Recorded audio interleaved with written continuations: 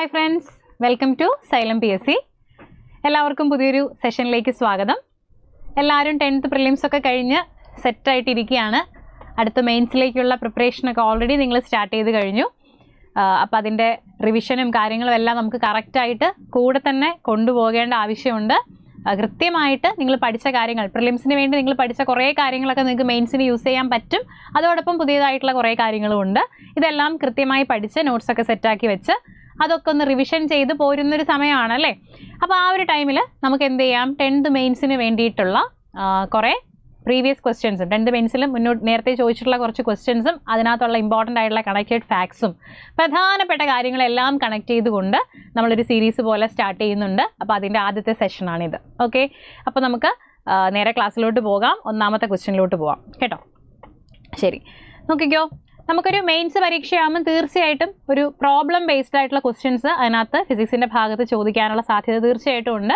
അപ്പോൾ problem based ആയിട്ട് നമ്മൾ നോക്കുമ്പം സിലബസിൽ നമുക്ക് എടുത്തു പറഞ്ഞിരിക്കുന്ന ഒരു ഭാഗമാണ് ദർപ്പണവുമായിട്ട് ബന്ധപ്പെട്ട ഒരു ഇക്വേഷൻ, അതുമായി ബന്ധപ്പെട്ട ക്വസ്റ്റ്യൻസ്. ഓക്കെ, നമുക്ക് നോക്കാം. ഇത് ഒരു പ്രീവിയസ് ക്വസ്റ്റ്യൻ ആണ്, ഒരു 10th ലെവൽ മെയിൻ പരീക്ഷയ്ക്ക് ചോദിച്ചൊരു ക്വസ്റ്റ്യൻ ആണ്.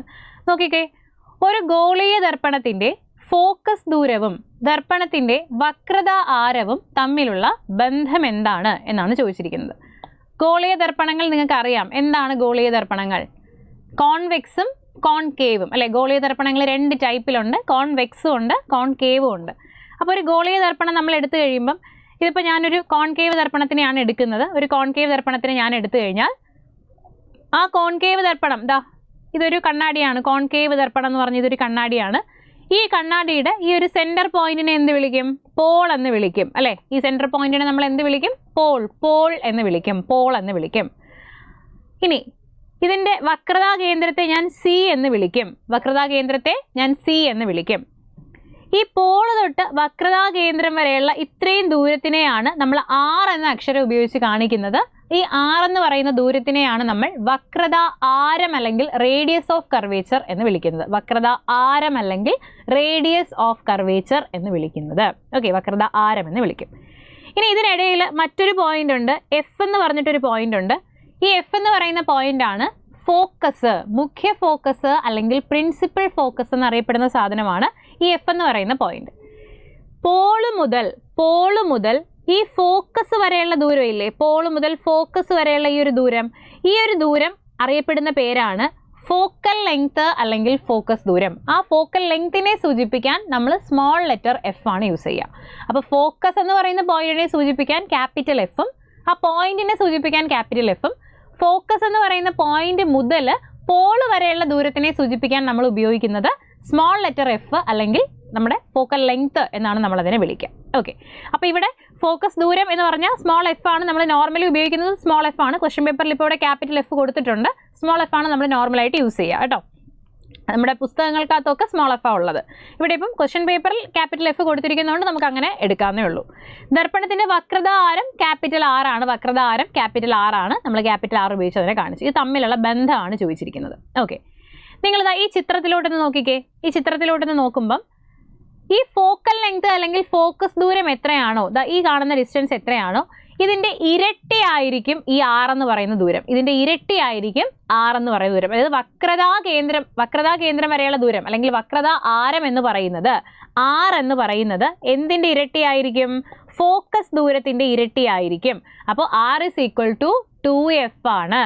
അല്ലെങ്കിൽ എഫ് ഇസ് ഈക്വൽ ടു എങ്ങനെ പറയാം? r/2 എന്ന് പറഞ്ഞൂടെ? ഈ ചിത്രം മാത്രം നോക്കിയാൽ മതി. സിമ്പിളായിട്ട് ആലോചിക്കുക. നിങ്ങൾ എല്ലാം കൂടി കൺഫ്യൂഷൻ ആക്കണ്ട, സിമ്പിളായിട്ട് ആലോചിക്കുക.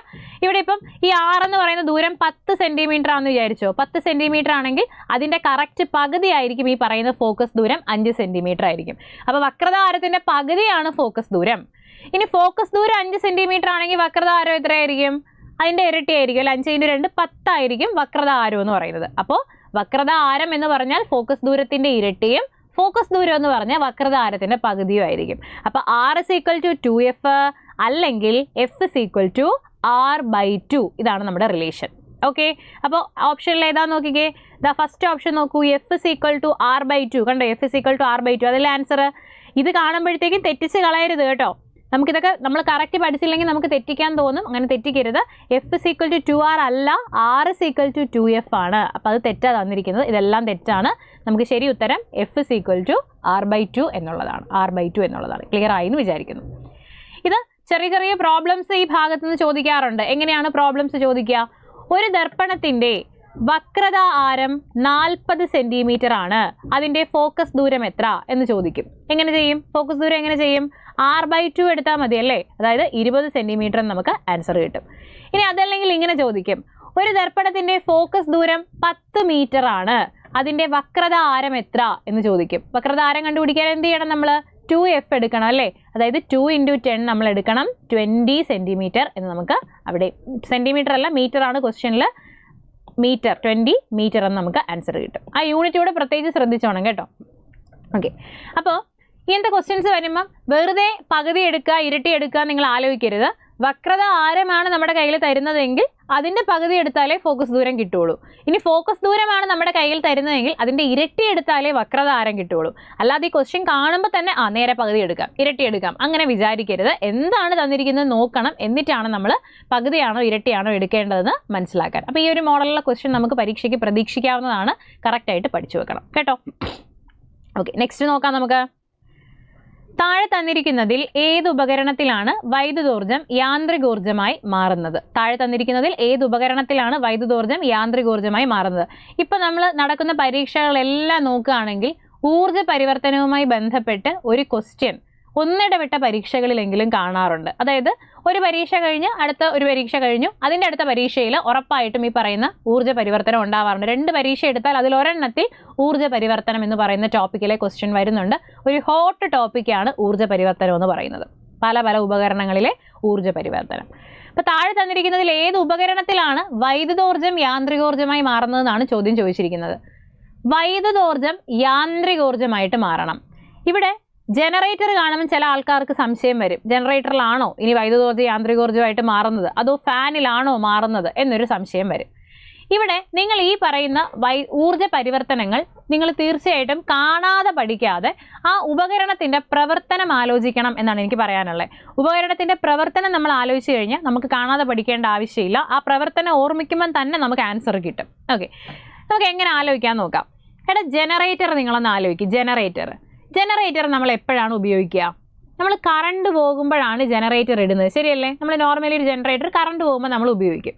അതായത് ജനറേറ്ററിൽ നിന്ന് നമ്മൾ ഇങ്ങോട്ട് പ്രതീക്ഷിക്കുന്നത് എന്താണ്? വൈദ്യുതിയാണ് അല്ലെങ്കിൽ കറണ്ടാണ് നമ്മൾ ജനറേറ്ററിൽ നിന്ന് പുറത്തോട്ട് പ്രതീക്ഷിക്കുന്നത്, ശരിയല്ലേ? അപ്പോൾ ഒരു ജനറേറ്ററിലെ ഊർജ്ജ പരിവർത്തനം നമ്മളോട് ചോദിക്കുമ്പോൾ നമ്മൾ ഇങ്ങോട്ട് പ്രതീക്ഷിക്കുന്നത് എന്താണ്? കറണ്ട്. രണ്ടാമതാണ് നമ്മൾ കറണ്ടിനെ പ്രതീക്ഷിക്കുന്നത്. അതിൽ നിന്ന് കിട്ടുന്നതാണ് കറണ്ട് അല്ലെങ്കിൽ വൈദ്യുതോർജ്ജം. അപ്പോൾ നമുക്ക് ആലോചിക്കാൻ പറ്റും അവിടെ ജനറേറ്ററിൽ യാന്ത്രികോർജ്ജമാണ് എന്തായിട്ട് മാറുന്നത്? വൈദ്യുതോർജ്ജമായിട്ട് മാറുന്നത്. അതായത് നമ്മൾ ജനറേറ്ററിൽ നിന്ന് കിട്ടുന്നത് കറണ്ടാണ്. അപ്പോൾ രണ്ടാമതാണ് വൈദ്യുതോർജ്ജം വരേണ്ടത്. യാന്ത്രികോർജ്ജമാണ് വൈദ്യുതോർജ്ജമായിട്ട് മാറുന്നത് ജനറേറ്ററിൽ. ഇനി നമുക്ക് ഫാൻ ആലോചിക്കാം. വെറുതെ പോയി ഫാനിനെ നോക്കിക്കൊണ്ട് നിന്നാൽ ഫാന് കറങ്ങുമോ? ഇല്ലല്ലോ. നമ്മൾ സ്വിച്ച് ഇട്ടാലല്ലേ ഫാന് കറങ്ങത്തുള്ളൂ. അപ്പം സ്വിച്ച് ഇടുന്നു എന്ന് പറയുമ്പോൾ നമ്മൾ അവിടെ കൊടുക്കുന്നത് വൈദ്യുതോർജ്ജമാണ്. ക്ലിയർ ആവുന്നുണ്ടോ? സ്വിച്ച് ഇടുന്നു എന്ന് പറയുമ്പോൾ നമ്മളവിടെ കൊടുക്കുന്നത് വൈദ്യുതോർജ്ജമാണ്. നമ്മൾ സ്വിച്ച് ഇട്ട് പ്രവർത്തിപ്പിക്കുന്ന എല്ലാ ഉപകരണങ്ങളിലും ആദ്യം വരുന്നത് വൈദ്യുതോർജ്ജം തന്നെ ആയിരിക്കും. അപ്പം ഞാൻ സ്വിച്ച് ഇട്ടു, അതായത് ഞാൻ വൈദ്യുതോർജ്ജം കൊടുത്തു. ഞാൻ ഈ വൈദ്യുതോർജ്ജം കൊടുത്തപ്പോൾ ഫാന് കറങ്ങി, ഫാന് ചലിച്ചു അല്ലേ? അപ്പോൾ യന്ത്രങ്ങളുടെ ചലനവുമായിട്ട് ബന്ധപ്പെട്ട ഊർജ്ജം ഏതാണ്? യാന്ത്രികോർജ്ജമാണ്. അപ്പോൾ വൈദ്യുതോർജ്ജം യാന്ത്രികോർജ്ജമായിട്ട് മാറുകയാണ് ഫാനിൽ. നമ്മുടെ ക്വസ്റ്റ്യൻ എന്താ? അതല്ലേ ക്വസ്റ്റ്യൻ. വൈദ്യുതോർജ്ജം യാന്ത്രികോർജ്ജമായിട്ട് മാറുന്ന ഏതിലാണെന്നല്ലേ ക്വസ്റ്റ്യൻ. ഏതായിരിക്കും അപ്പം? വൈദ്യുത ഫാനാണ് ആൻസർ. ഇനി ഇസ്തിരിപ്പെട്ടി ആലോചിച്ച് നോക്കടാ. അയൺ ബോക്സിൽ എന്താ സംഭവം? നമ്മൾ സ്വിച്ച് ഇട്ടപ്പോൾ അവിടെ ചൂടുണ്ടായി അല്ലേ? താപമുണ്ടായി, ശരിയാണോ? അപ്പോൾ സ്വിച്ച് ഇട്ടു എന്ന് പറയുമ്പോൾ നമ്മൾ അവിടെയും കൊടുക്കുന്നത് വൈദ്യുതോർജ്ജം തന്നെയാണ്. വൈദ്യുതോർജ്ജം എന്തായിട്ട് മാറി? വൈദ്യുതോർജ്ജം താപോർജ്ജമായിട്ട് മാറി. സ്വിച്ച് ഇട്ടപ്പോൾ ചൂടായി, വൈദ്യുതോർജ്ജം താപോർജ്ജമായിട്ട് മാറി. അടുത്ത വൈദ്യുത ബൾബാണ്. ബൾബ് സ്വിച്ച് ഇട്ടപ്പോൾ ലൈറ്റ് കത്തി, ശരിയാണോ? സ്വിച്ച് ഇട്ടപ്പോൾ ലൈറ്റ് കത്തി. അപ്പോൾ സ്വിച്ച് ഇട്ടു എന്ന് പറയുമ്പോൾ അവിടെ പിന്നെ എന്താ വരുന്നേ? വൈദ്യുതോർജ്ജം അല്ലേ? വൈദ്യുതോർജ്ജമാണ് വരുന്നത്. വൈദ്യുതോർജ്ജം പ്രകാശോർജ്ജമായിട്ട് മാറി. വൈദ്യുതോർജ്ജം പ്രകാശോർജ്ജമായിട്ട് മാറി. ഈ ബൾബൊക്കെ കത്തുമ്പോൾ ഉറപ്പായിട്ടും പ്രകാശത്തിന്റെ കൂടെ കുറച്ച് താപം, ചൂട് ഉണ്ടാകുന്നുണ്ട്. പക്ഷെ നമ്മളവിടെ പ്രയോജനപ്പെടുത്തുന്ന ഊർജ്ജം ഏതാണ്? പ്രയോജനപ്പെടുത്തുന്ന ഊർജ്ജം പ്രകാശമാണ്. അല്ലാതെ ബൾബിൽ നിന്ന് കുറച്ച് ചൂടും കൂടി വരണം എന്ന് നമ്മൾ ആഗ്രഹിക്കുന്നില്ല. അത് നമ്മൾ ഇൻക്യുബേറ്റർ അങ്ങനത്തെ സാധനങ്ങളിലൊക്കെ ആണെങ്കിൽ ചൂട് വേണം. നോർമലായിട്ട് നമ്മൾ ബൾബ് ഉപയോഗിക്കുന്നത് പ്രകാശം കിട്ടാനാണ്. അവിടെ നമ്മൾ ഉപയോഗിക്കുന്നത് പ്രകാശോർജ്ജമായതുകൊണ്ടാണ് അത് മാത്രം അവിടെ എഴുതിയത്. ഓക്കെ ആണോ? മനസ്സിലായോ? ഇതേപോലെ ഒരുപാട് ഉപകരണങ്ങളുണ്ട്. ആ ഉപകരണങ്ങളുടെ കാര്യങ്ങളെല്ലാം നിങ്ങൾ എന്ത് ചെയ്യണം? ഒന്ന് മനസ്സിലാക്കി വച്ചിരിക്കണം. ഓക്കെ, നമുക്ക് എപ്പോഴും ചോദിക്കുന്ന ഒരു 1-2 വേണമെങ്കിലും നോക്കാം. അതായത് മോട്ടോർ ആലോചിക്കാം. മോട്ടോർ എപ്പോഴും ചോദിക്കുന്നതാണ്. വൈദ്യുത മോട്ടോർ എന്താണ് പരിവർത്തനം? സ്വിച്ച് ഇടുമ്പോഴല്ലേ മോട്ടോർ വർക്ക് ചെയ്യുക. അപ്പം നമ്മുടെ വീട്ടിൽ കിണറ്റിൽ നമ്മൾ മോട്ടോർ വെച്ചിട്ടുണ്ട് വെള്ളം പമ്പ് ചെയ്യാൻ വേണ്ടിയിട്ട്. സ്വിച്ച് ഇട്ടാലല്ലേ മോട്ടോർ വർക്ക് ചെയ്യത്തുള്ളൂ. അപ്പോൾ സ്വിച്ച് ഇടുന്നു എന്ന് പറയുമ്പോൾ നമ്മളവിടെ കൊടുക്കുന്നത് എന്താണ്? വൈദ്യുതോർജ്ജമല്ലേ നമ്മൾ കൊടുക്കുന്നത്? ആണല്ലേ? അപ്പോൾ വൈദ്യുതോർജ്ജമാണ് നമ്മൾ കൊടുത്തത്. ആ വൈദ്യുതോർജ്ജം എന്തായിട്ട് മാറി? യാന്ത്രികോർജ്ജമായിട്ട് മാറി. ഓക്കെ, വൈദ്യുതോർജ്ജം യാന്ത്രികോർജ്ജമായിട്ട് മാറി. പിന്നെ മൈക്രോഫോണും ലൗഡ് സ്പീക്കറും സ്ഥിരമായിട്ട് എല്ലാവരും തെറ്റിക്കുന്ന ഒരു സാധനമാണ്. മൈക്രോഫോണും ലൗഡ് സ്പീക്കറും. ഓക്കെ, ഇവിടെ മൈക്രോഫോൺ എന്ന് പറയുമ്പോൾ എന്താ? മൈക്കാണ് മൈക്രോഫോൺ എന്ന് പറയുന്നത്. ഒരു മൈക്കിൻ്റെ ഫ്രണ്ടിൽ പോയി നിന്നിട്ട് ഞാൻ അതിലോട്ട് കൊടുക്കുന്നത് എന്താ? മൈക്കിലോട്ട് ഞാൻ കൊടുക്കുന്നത് ശബ്ദമല്ലേ ഞാൻ കൊടുക്കുന്നത്? ആണല്ലോ. അപ്പം മൈക്രോഫോൺ എന്ന് പറയുമ്പം ശബ്ദമാണ് ഞാൻ കൊടുക്കുന്നത്. ശബ്ദോർജ്ജമാണ് അവിടെ വരുന്നത്. ശബ്ദോർജ്ജം എന്തായിട്ട് മാറും? ശബ്ദോർജ്ജം വൈദ്യുതോർജ്ജമായിട്ട് മാറും. അപ്പം ഇതൊക്കെ കാണാതെ പഠിക്കരുത്. നമ്മൾ മൈക്കിൻ്റെ ഫ്രണ്ടിൽ സൗണ്ട് കൊടുക്കുന്നു എന്ന് ആലോചിക്കുക. അപ്പോൾ ആദ്യം ശബ്ദമാണ് വരുന്നത്. ശബ്ദോർജ്ജമാണ് വൈദ്യുതോർജ്ജമായിട്ട് മാറുന്നത്. ഓക്കെ, ഇനി ലൗഡ് സ്പീക്കറിൻ്റെ കേസ് വരുമ്പോഴോ? ലൗഡ് സ്പീക്കറിൽ നിന്ന് പുറത്തോട്ട് കിട്ടുന്നത് ശബ്ദമല്ലേ? അപ്പം രണ്ടാമതല്ലേ ലൗഡ് സ്പീക്കറിൽ ശബ്ദം വരേണ്ടത് അല്ലേ? അപ്പം നമുക്ക് എഴുതാൻ പറ്റും വൈദ്യുതോർജ്ജം എന്തായിട്ട് മാറും? ശബ്ദോർജ്ജമായിട്ട് മാറും. വൈദ്യുതോർജ്ജം ശബ്ദോർജ്ജമായിട്ട് മാറും ലൗഡ് സ്പീക്കറിൽ. ഓക്കെ ആണല്ലോ? മനസ്സിലായല്ലോ? ഇനി എല്ലാ വസ്തുക്കളിലും അടങ്ങിയിരിക്കുന്ന ഊർജ്ജം ഏതെന്ന് ചോദിച്ചാൽ ഏത് ഊർജ്ജമാണ്? രാസോർജ്ജമാണ്. എല്ലാ വസ്തുക്കളിലും അടങ്ങിയിരിക്കുന്ന ഊർജ്ജം ഏത് ഊർജ്ജമാണെന്ന് ചോദിച്ചാൽ രാസോർജ്ജമാണ് എന്ന് ഓർമ്മിക്കുക. അപ്പോൾ ഒരുപാട് ഉപകരണങ്ങളുണ്ട്. അപ്പോൾ അതൊക്കെ നിങ്ങൾ പഠിച്ചിട്ടുണ്ടാവും എന്ന് വിചാരിക്കുന്നു. അല്ലെങ്കിൽ വഴിയെ വരുന്ന സെഷൻസിലൊക്കെ നമുക്ക് പഠിക്കാം. ഇപ്പോൾ ഈ കാര്യങ്ങൾ അത്രയും ക്ലിയർ ആണെന്ന് വിചാരിക്കുന്നു. നെക്സ്റ്റ് നമുക്ക് നോക്കാം അടുത്ത ക്വസ്റ്റ്യൻ. താഴെ തന്നിരിക്കുന്ന 2 പ്രസ്താവനകളെ സംബന്ധിച്ച് ശരിയായ ഓപ്ഷൻ ഏത്? ഓക്കെ, ഇവിടെ എന്തുമായിട്ട് ബന്ധപ്പെട്ട ചോദ്യമാണ്? ഗുരുത്വാകർഷണം എന്ന് പറയുന്ന ചാപ്റ്ററുമായിട്ട് ബന്ധപ്പെട്ട് വന്നിരിക്കുന്ന ഒരു ക്വസ്റ്റ്യൻ ആണ്. ഗുരുത്വാകർഷണം എന്ന് പറയുന്ന ചാപ്റ്ററുമായിട്ട് ബന്ധപ്പെട്ട് ഈ ഒരു മോഡലുള്ള ക്വസ്റ്റ്യൻ സ്ഥിരമായിട്ട് ചോദിക്കുന്നുണ്ട്. ഓക്കെ, 10th മെയിൻസ് പരീക്ഷയ്ക്ക് നമുക്ക് നോക്കാം. ഭൗമോപരിതലത്തിൽ എല്ലായിടത്തും ഗ്രാവിറ്റി മൂലമുള്ള ത്വരണം ഒരുപോലെയാണ്. എന്താണ് ഗ്രാവിറ്റി മൂലമുള്ള ത്വരണം? ആക്സിലറേഷൻ ഡ്യൂ ടു ഗ്രാവിറ്റി, അല്ലെങ്കിൽ ഭൂഗുരുത്വ ത്വരണം എന്ന് നമ്മൾ അയാളെ വിളിക്കും അല്ലേ? ഭൂഗുരുത്വ ത്വരണം നമ്മൾ സ്മോൾ അക്ഷരം G ഉപയോഗിച്ചിട്ടാണ് കാണിക്കുന്നത്. അതിൻ്റെ മൂല്യം എത്ര എന്ന് ചോദിച്ചാൽ 9.8 m/s². ഭൂമിയുടെ ഉപരിതലത്തിൽ, ഭൗമോപരിതലത്തിൽ. ഓക്കെ, അപ്പം ഭൂമിയുടെ ഉപരിതലത്തിൽ നമ്മൾ ജിയുടെ മൂല്യത്തെ 9.8 m/s² ആയിട്ട് നമ്മൾ എടുത്തിട്ടുണ്ട്. ഇനി അവിടുത്തെ ഒരു ചെറിയ പ്രശ്നം എന്താണെന്ന് ചോദിച്ചാൽ, നമ്മുടെ ഭൂമി ഒരു കറക്റ്റ് സ്പിയർ ആണോ? കറക്റ്റ് ഗോളാകൃതിയിലാണോ നമ്മുടെ ഭൂമി ഉള്ളത്? ഒരിക്കലുമല്ല. നമ്മുടെ ഭൂമി ഒരു ജിയോയിഡ് എന്ന് പറയുന്ന ഒരു ഷേപ്പിലാണുള്ളത്. നമ്മുടെ ഭൂമി ഉള്ളത്. ഈ ഭൂമിയുടെ സെൻറ്റർ ഇതാണെങ്കിൽ ഈ ഒരു ഭാഗത്തെ നമ്മൾ എന്ത് വിളിക്കും? ഈ ഒരു ഭാഗത്തെ നമ്മൾ ഭൂമധ്യരേഖാ പ്രദേശം എന്ന് വിളിക്കും. ഇക്വേറ്റർ റീജിയൻ എന്ന് വിളിക്കും. ഈ ഒരു പ്രദേശത്തെ എന്ത് വിളിക്കും? ഇതിനെ നമ്മൾ ധ്രുവപ്രദേശം അല്ലെങ്കിൽ പോളാർ റീജിയൻ എന്ന് വിളിക്കും. ഇനി നിങ്ങൾ നോക്കൂ, ഈ ഭൂമധ്യരേഖാ പ്രദേശത്തും ധ്രുവപ്രദേശത്തും ഭൂമിയുടെ ആരം ഒരുപോലെയാണോ ഉള്ളത്? അല്ലല്ലോ. ഭൂമിയുടെ റേഡിയസ് ഒരുപോലെ അല്ലല്ലോ ഉള്ളത്. ഭൂമധ്യരേഖാ പ്രദേശത്ത് ആരം കൂടുതലാണ്, ധ്രുവപ്രദേശത്ത് ആരം കുറവാണ് അല്ലേ? അപ്പോൾ ഈ നമ്മൾ നേരത്തെ പറഞ്ഞ ഭൂഗുരുത്വ ത്വരണം അല്ലെങ്കിൽ ജിയുടെ വാല്യൂ എന്ന് പറയുന്നത് ഭൂമിയുടെ ആരത്തെ ആശ്രയിച്ചിരിപ്പുണ്ട്. ഭൂമിയുടെ ആരം മാറുന്നതിനനുസരിച്ച് ജിയുടെ വാല്യൂ എന്ത് ചെയ്യും? ഈ ഭൂഗുരുത്വ ത്വരണത്തിന്റെ വാല്യൂ എന്ത് ചെയ്യും? മാറും. മനസ്സിലായോ? നമ്മൾ നോർമലായിട്ട് ഭൂമിയുടെ ഉപരിതലത്തിൽ നമ്മളൊരു ആവറേജ്, ഒരു ശരാശരി വാല്യൂ ആണ് എടുത്ത് വെച്ചിരിക്കുന്നത് 9.8 മീറ്റർ/സെക്കൻഡ് സ്ക്വയർ എന്ന്. കണക്കൊക്കെ ചെയ്യാനും ഒക്കെ വേണ്ടിയിട്ട് നമ്മളൊരു ശരാശരി മൂല്യം എടുത്ത് വെച്ചിരിക്കുകയാണ്. പക്ഷെ എല്ലാ സ്ഥലത്തും ഇത് സെയിം അല്ല. ഈ ഭൂമിയുടെ ആരം മാറുന്നതിനനുസരിച്ച് ജിയുടെ വാല്യൂവിലും എന്ത് വരുന്നുണ്ട്? വ്യത്യാസം വരുന്നുണ്ട്. ഓക്കെ, ഭൂമധ്യരേഖാ പ്രദേശത്ത് ആരം കൂടുതലാണ് അല്ലേ? ആരം കൂടിയ സ്ഥലത്ത് ജിയുടെ മൂല്യം കുറവായിരിക്കും. ആരം കൂടിയ സ്ഥലത്ത് ജിയുടെ മൂല്യം എന്തായിരിക്കും? കുറവായിരിക്കും. ഇനി ആരം കുറഞ്ഞ ധ്രുവപ്രദേശത്ത് ജിയുടെ മൂല്യം എങ്ങനെയായിരിക്കും? ജിയുടെ മൂല്യം കൂടുതലായിരിക്കും. ജിയുടെ മൂല്യം കൂടുതലായിരിക്കും. അപ്പൊ ഭൂമിയിൽ ഭൗമോപരിതലത്തിലുള്ള ജിയുടെ ശരാശരി മൂല്യം ചോദിക്കുമ്പോഴാണ് 9.8 മീറ്റർ/സെക്കൻഡ് സ്ക്വയർ ശരാശരി മൂല്യം ചോദിക്കുമ്പോൾ. ഇനി ആ ഭൂമിയുടെ ഉപരിതലത്തിൽ തന്നെ ഭൂമധ്യരേഖാ പ്രദേശത്തിൽ ജിയുടെ മൂല്യം കുറവും ധ്രുവപ്രദേശത്ത് ജിയുടെ മൂല്യം കൂടുതലുമാണ്. നമ്മളൊരു കണക്കായിട്ട് നമ്മൾ പറയുകയാണ് എന്നുണ്ടെങ്കിൽ നമ്മൾ ജിയുടെ വാല്യൂ ഭൂമധ്യരേഖാ പ്രദേശത്ത് ഒരു 9.78 മീറ്റർ/സെക്കൻഡ് സ്ക്വയറും നമ്മുടെ ധ്രുവപ്രദേശത്ത് 9.83 മീറ്റർ/സെക്കൻഡ് സ്ക്വയർ ആയിരിക്കും ഉണ്ടാവുക. അതായത് ധ്രുവപ്രദേശത്ത് ഒരു അല്പം കൂടുതലായിരിക്കും. ഈ ഭൂമിയുടെ കേന്ദ്രത്തിൽ ജിയുടെ മൂല്യം 0 ആയിരിക്കും, 0 ആയിരിക്കും. ഭൂമിയുടെ ഉള്ളിൽ കറക്റ്റ് കേന്ദ്രത്തിൽ ജിയുടെ മൂല്യം എന്തായിരിക്കും? 0 ആയിരിക്കും. മനസ്സിലായല്ലോ? ക്ലിയർ ആയി എന്ന് വിചാരിക്കുന്നു. അപ്പോൾ ഇനി ഫസ്റ്റ് ഓപ്ഷൻ നോക്കൂ. ഭൗമോപരിതലത്തിൽ എല്ലായിടത്തും ഗ്രാവിറ്റി മൂലമുള്ള ത്വരണം ഒരുപോലെയാണെന്ന് പറഞ്ഞ തെറ്റല്ലേ? തെറ്റാണല്ലേ? അതിൻ്റെ ആരം മാറുന്നതിനനുസരിച്ച് ജിയുടെ വാല്യൂ മാറുന്നുണ്ട്. ഒരു വസ്തുവിൻ്റെ ഭാരം ഭൂമധ്യരേഖാ പ്രദേശത്തുള്ളതിനേക്കാൾ കൂടുതലാണ് ധ്രുവപ്രദേശത്ത് എന്ന് പറയുന്നു. ഇവിടെ പറഞ്ഞിരിക്കുന്നത് ഭാരത്തെക്കുറിച്ചാണ്. വസ്തുവിൻ്റെ ഭാരം അല്ലെങ്കിൽ വെയിറ്റിനെ കുറിച്ചാണ് പറഞ്ഞിരിക്കുന്നത്.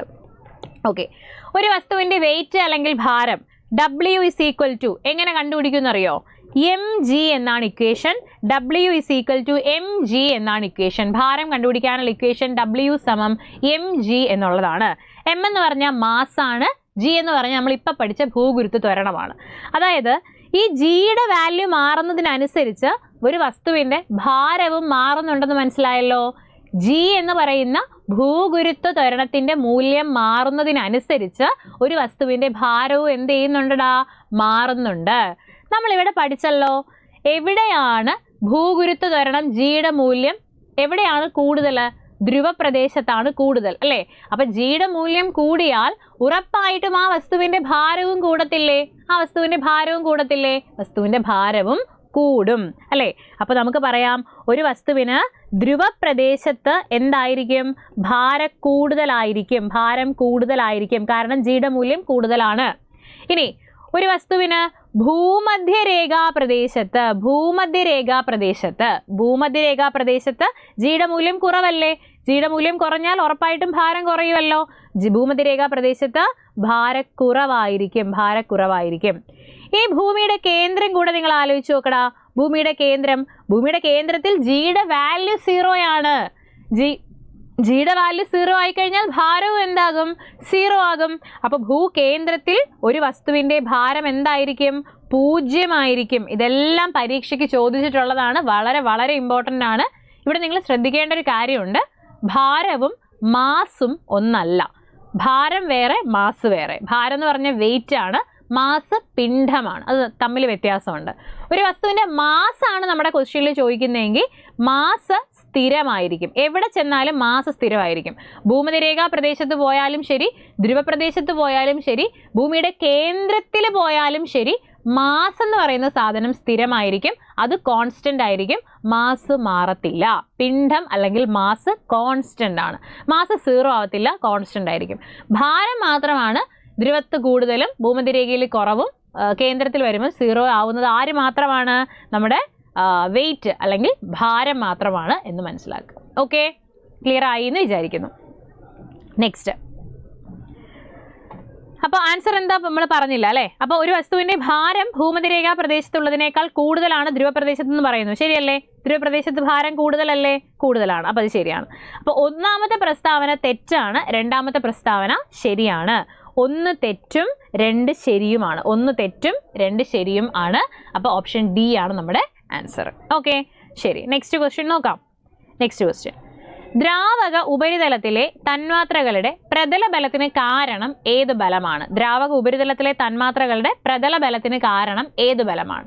എന്താണെടാ പ്രതല ബലം? പ്രതല ബലം എന്ന് പറഞ്ഞാൽ സർഫസ് ടെൻഷൻ ആണ്. Surface tension. ഓക്കെ, എന്താണ് സർഫസ് ടെൻഷൻ? ഇപ്പോൾ ഇത് ഞാൻ ഒരു പാത്രത്തിൽ കുറച്ച് വെള്ളം എടുത്തു എന്ന് ആലോചിക്കുക കേട്ടോ. കുറച്ച് വെള്ളം എടുത്തേ, ഇത് അതിൻ്റെ ഉപരിതലമാണ്, അതിൻ്റെ സർഫസ് ആണ്. ഈ ദ്രാവകത്തിൽ അല്ലെങ്കിൽ വെള്ളത്തിൽ ഇഷ്ടം പോലെ വെള്ളത്തിൻ്റെ തന്മാത്രകൾ ഉണ്ടല്ലോ, കുറേ വെള്ളത്തിൻ്റെ തന്മാത്രകൾ ഉണ്ടാവും അല്ലേ, കുറേ വെള്ളത്തിൻ്റെ തന്മാത്രകൾ ഇങ്ങനെ ഉണ്ടാവും. ഓക്കെ, ഈ വെള്ളത്തിൻ്റെ ഉള്ളിലുള്ള തന്മാത്ര, ഇത് ഈ ഒരു തന്മാത്രയെ നമ്മൾ ആലോചിച്ചാൽ ഇതിനെ ഈ വശങ്ങളിലേക്കും മുകളിലേക്കും താഴേക്കും ഒക്കെയുള്ള തന്മാത്രകൾ പിടിച്ച് വലിക്കുന്നുണ്ട്, അല്ലെങ്കിൽ അവന്മാർ ആകർഷിക്കുന്നുണ്ട്.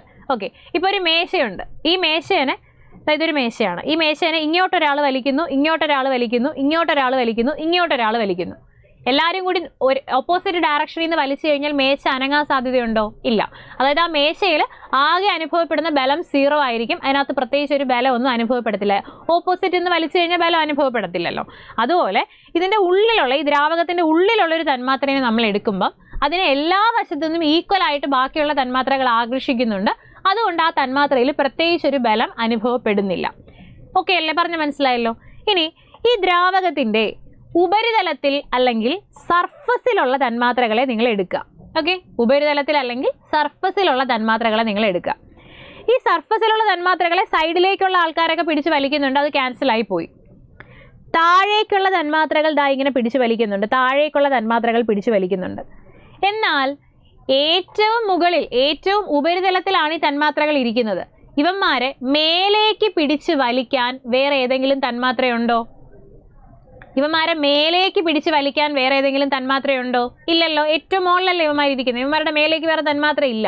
അപ്പോൾ ഏറ്റവും മേലേക്ക് പിടിച്ച് വലിക്കാൻ വേറെ തന്മാത്രകൾ ഇല്ലാത്തത് കൊണ്ട് തന്നെ ഇങ്ങനെ താഴേക്കുള്ള ആകർഷണ ബലം, താഴേക്ക് ഇവന്മാരെ പിടിച്ച് വലിക്കുന്ന സമയത്ത് ഇവർക്ക് എല്ലാവരെയും കൂടി താഴേക്ക് ഇങ്ങനെ പിടിച്ച് വലിക്കുമ്പം ഇവന്മാരുടെ ഉപരിതലം നന്നായിട്ട് ഇങ്ങനെ വലിഞ്ഞു മുറുകാനുള്ളൊരു സാധ്യതയുണ്ട് അല്ലേ.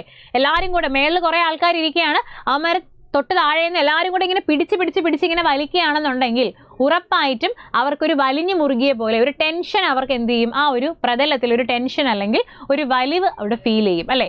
ഇങ്ങനെ ഒരു ദ്രാവകത്തിൻ്റെ ഉപരിതലം വലിഞ്ഞു മുറുകിയ പോലെ തോന്നാൻ കാരണമാകുന്ന ബലമാണ് പ്രതല ബലം അല്ലെങ്കിൽ സർഫസ് ടെൻഷൻ.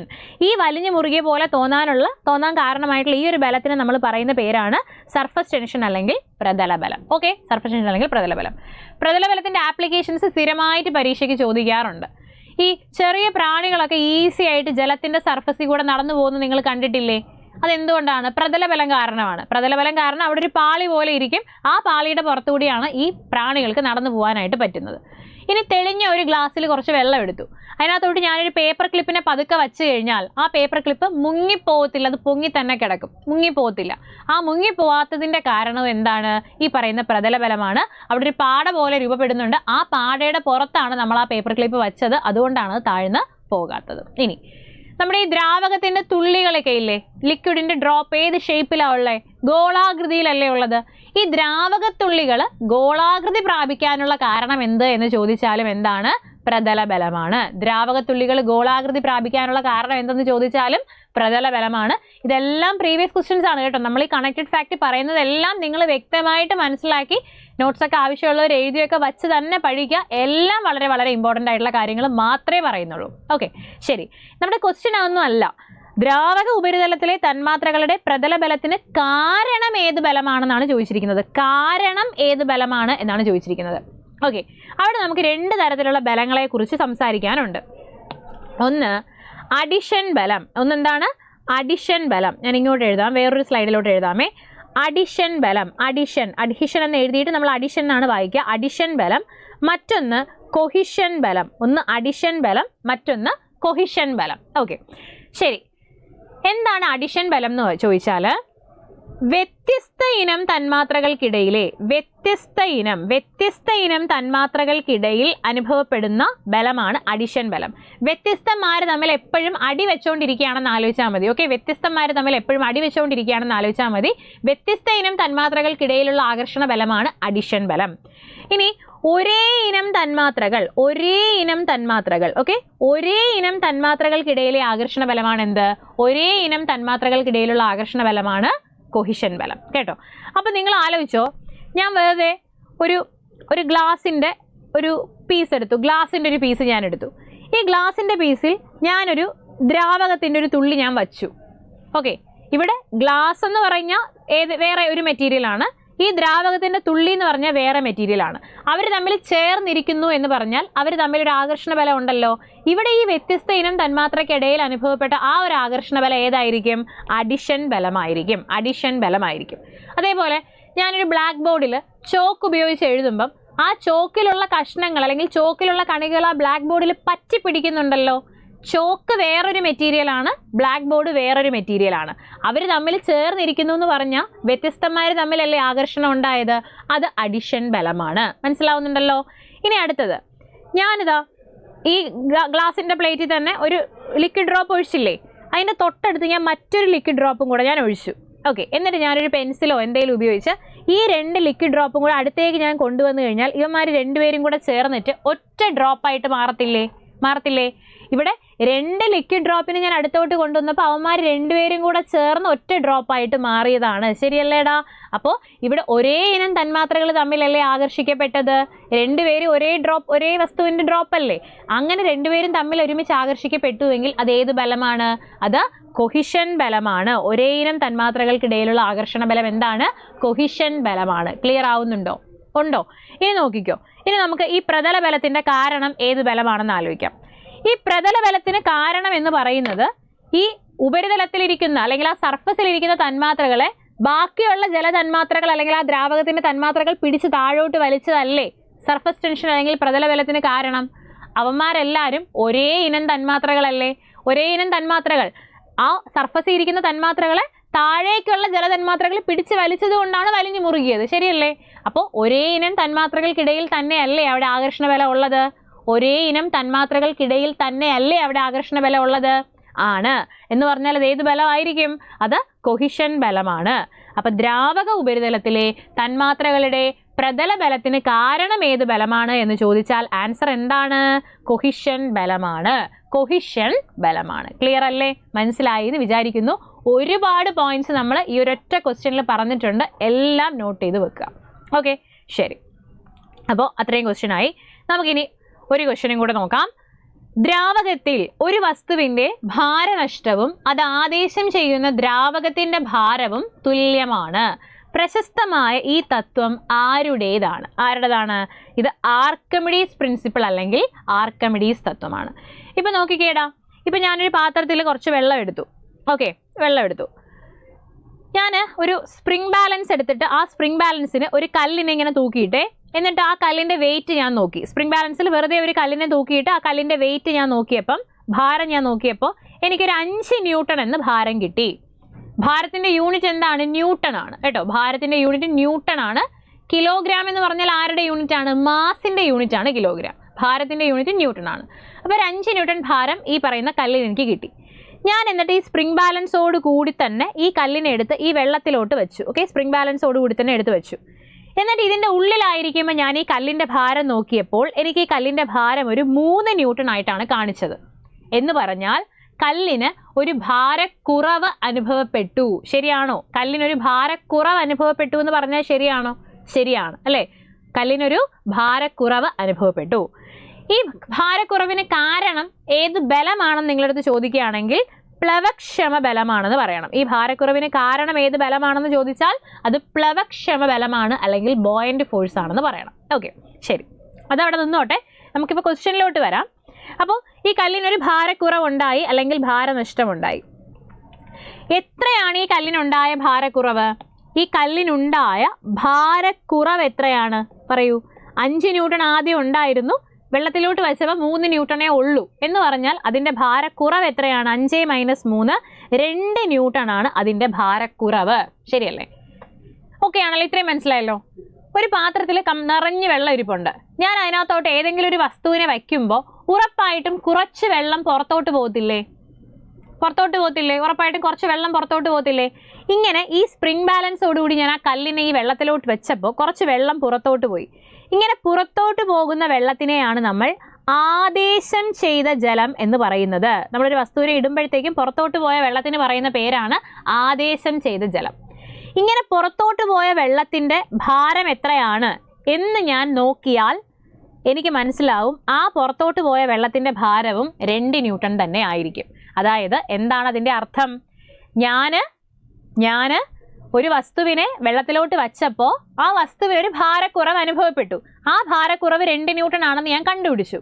എന്നിട്ട് ആ വസ്തുവിനെ ഞാൻ വെള്ളത്തിലോട്ട് ഇട്ടപ്പം എത്ര വെള്ളമാണ് പുറത്തോട്ട് പോയത് എന്നും ഞാൻ അളന്നെടുത്തു.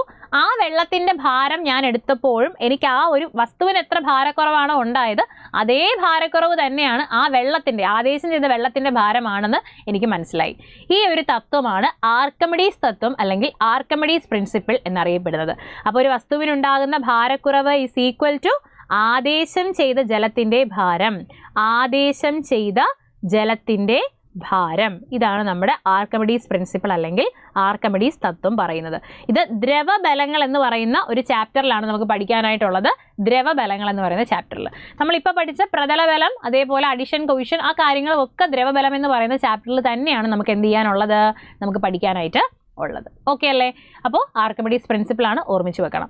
നമ്മൾ ഒരു 5 ക്വസ്റ്റ്യൻ ആണ് ചെയ്തത്. പക്ഷേ അതുമായിട്ട് ബന്ധപ്പെട്ട് നമ്മൾ ഒത്തിരി കണക്റ്റഡ് ഫാക്ട്സ് പറഞ്ഞു. എല്ലാം തന്നെ ഇമ്പോർട്ടൻ്റ് ആയിട്ടുള്ള കാര്യങ്ങളാണ്. കൃത്യമായിട്ട് നിങ്ങൾ പഠിച്ചു വെക്കണം. അപ്പോൾ നിങ്ങളുടെ അഭിപ്രായങ്ങളൊക്കെ കമൻസിൽ രേഖപ്പെടുത്തുക. എല്ലാ ക്ലാസ്സുകളും നിങ്ങൾ കാണുക, നന്നായിട്ട് റിവിഷൻ ചെയ്യുക. മുന്നോട്ടും ഇതേപോലെയുള്ള കൂടുതൽ ക്വസ്റ്റ്യൻസുമായിട്ട് നമുക്ക് എന്ത് ചെയ്യാം, അടുത്ത ക്ലാസ്സുകളിൽ വീണ്ടും കാണാം. അപ്പോൾ thank you for watching. By.